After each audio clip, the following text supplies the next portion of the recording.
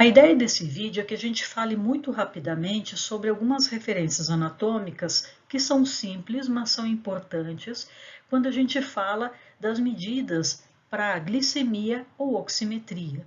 Então, o primeiro ponto que é importante a gente saber é que a gente faz isso normalmente na nossa mão, então na ponta dos nossos dedos. E por quê? Então, quando a gente pensa qual é a artéria principal que faz irrigação do nosso membro superior, nós vamos ver a artéria braquial. E a artéria braquial, na região do cotovelo, se bifurca em artéria ulnar e artéria radial.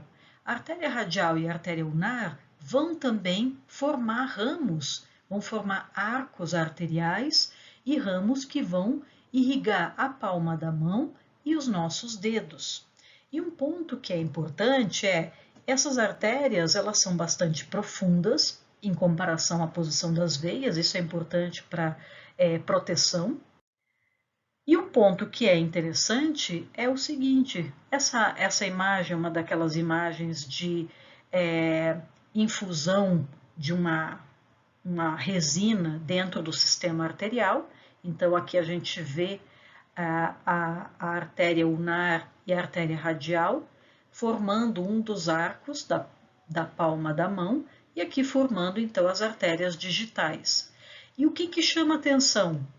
A ponta dos nossos dedos tem uma grande vascularização, tem a formação de muitos ramos menores e uma capilarização muito grande.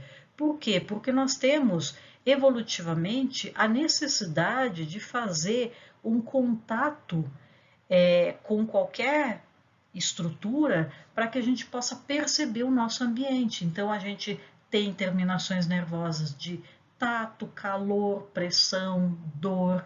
Então, tudo isso é fundamental e precisa de uma grande irrigação sanguínea. Então, nós temos muitas terminações nervosas e muitos vasos sanguíneos na ponta dos nossos dedos.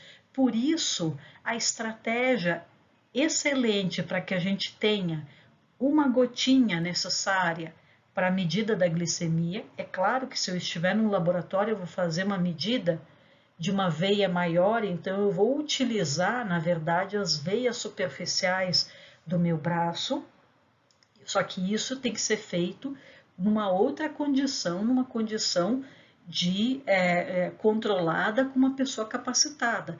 Agora, essa medida da glicemia utilizando os aparelhos, que são aparelhos tanto utilizáveis dentro de um laboratório, utilizáveis dentro de um consultório ou dentro de casa, podem ser feitas por pessoas podem ser empregadas essas medidas por pessoas sem treinamento especializado. E é importante por quê?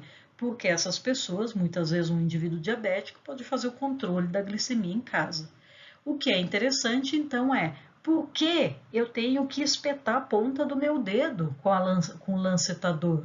Porque aqui eu obtenho a gota suficiente para fazer a medida da glicemia utilizando o meu aparelhinho em casa ou no consultório.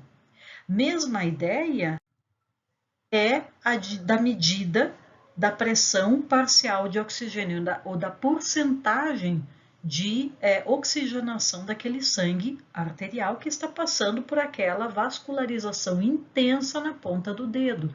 Então, ele também é capaz, utilizando-se desta diferença anatômica que nós temos na ponta dos nossos dedos, é capaz de se fazer essa medida de forma mais precisa, senão eu teria que colocar um catéter central. E aí, de novo, exige uma intervenção especial, até porque um catéter central para oximetria não vai ser venoso, vai ser arterial, o que envolve ainda um risco maior, um risco de sangramento. Por isso, nós nos valemos dessa vascularização importante, dessa irrigação importante na ponta dos nossos dedos.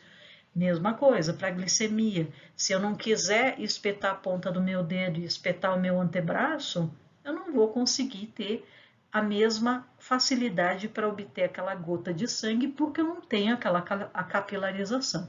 Então, essa é uma explicação anatômica importante nesse sentido.